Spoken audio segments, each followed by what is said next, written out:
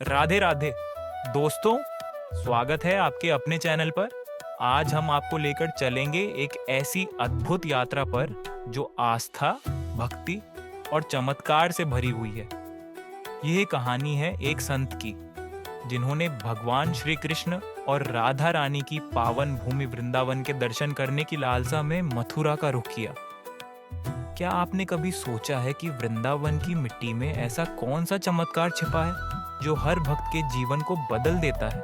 हमारे संत को भी यही उम्मीद थी, एक चमत्कार जो उनकी जिंदगी को अद्भुत बना दे। इस वीडियो में जानिए कि कैसे वृंदावन की पवित्र भूमि और भगवान की कृपा ने इस संत के जीवन में ऐसा मोड़ लाया जिसे वे कभी नहीं भूल पाए। तो आइए इस अद्भुत कथा का आनंद लें और जानें कि कैसे भगवान श्री कृष्ण अपने भक्तों को अपनी ओर खींचते हैं। चलिए इस सफर की शुरुआत करते हैं। एक बार एक संत जो कभी मथुरा नहीं गए थे और न ही उन्होंने वृंदावन देखा था, लेकिन वृंदावन के मंदिरों के बारे में उन्होंने बहुत सुना था।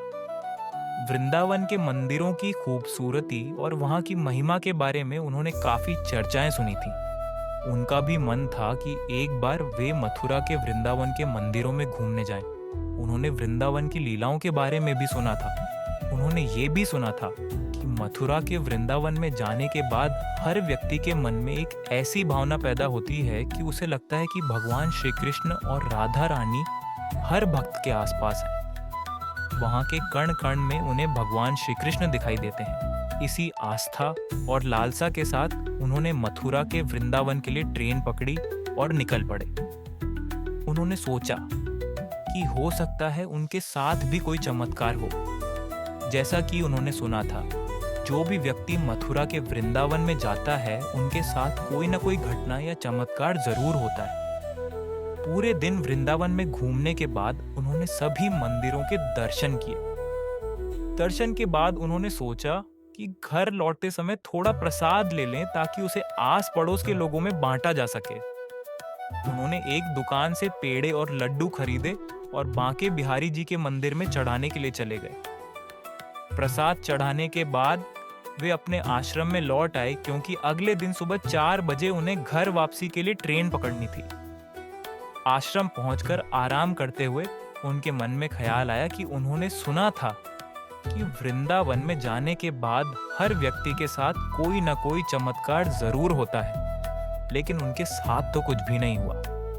अगले दिन सुबह ट्रेन में बैठकर वे घर के लिए निकल पड़े। ट्रेन पूरे दिन चलने के बाद शाम को एक स्टेशन पर रुकी, जहां ट्रेन को आधे घंटे रुकना था।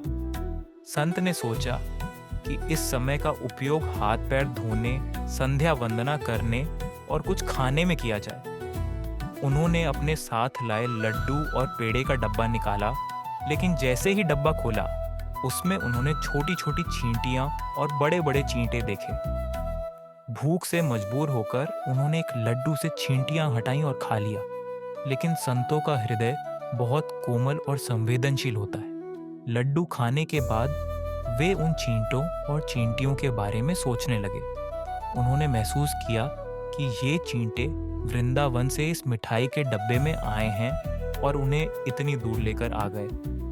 उनके मन में विचार आया कि ये भाग्यशाली जीव, जिनका जन्म वृंदावन की पवित्र भूमि पर हुआ, अब यहाँ से इतनी दूर हो गए हैं। उनके मन में यह चिंता उठी कि उन्हें वापस वृंदावन की धूल में लौटने में न जाने कितना समय और कितने जन्म लगेंगे।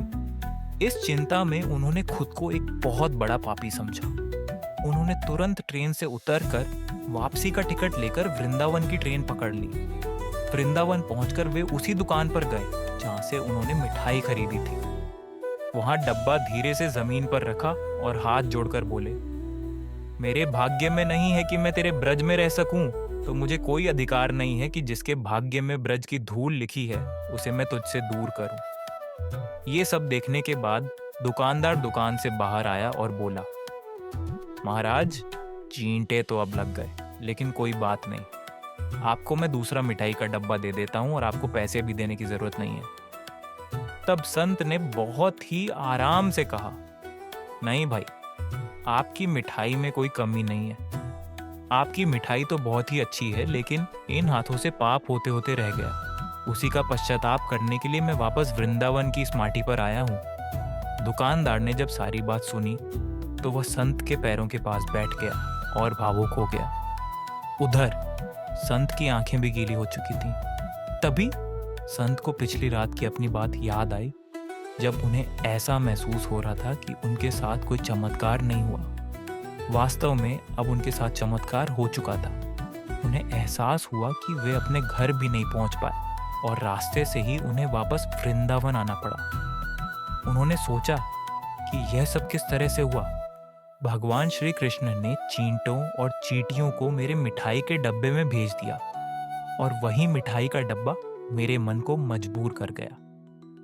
24 घंटे के भीतर ही मुझे वृंदावन की धरती पर आने के लिए प्रेरित कर दिया और मैं मजबूर होकर वृंदावन की पवित्र माटी पर आ गया। वाकई वृंदावन की मिट्टी में चमत्कार है। यहाँ के कण कण में भगवान श्री कृष्ण और राधा रानी वास करते हैं। संत को एहसास हुआ कि ये उनकी आस्था और चमत्कार की परीक्षा थी। उन्होंने समझा कि भगवान श्री कृष्ण ने इन चींटों के माध्यम से उन्हें वृंदावन लौटने को प्रेरित किया।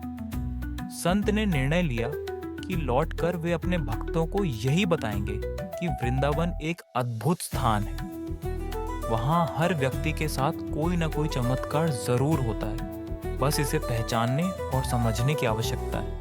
तो दोस्तों, यह थी एक संत की अद्भुत कथा, जिसने हमें यह सिखाया कि भगवान की कृपा और आस्था के चमत्कार कैसे हमारे जीवन का हिस्सा बन सकते हैं। वृंदावन की पवित्र मिट्टी में वाकई कुछ ऐसा है जो हर भक्त के हृदय को छू जाता है और उनकी भक्ति को और भी प्रगाढ़ कर देता है।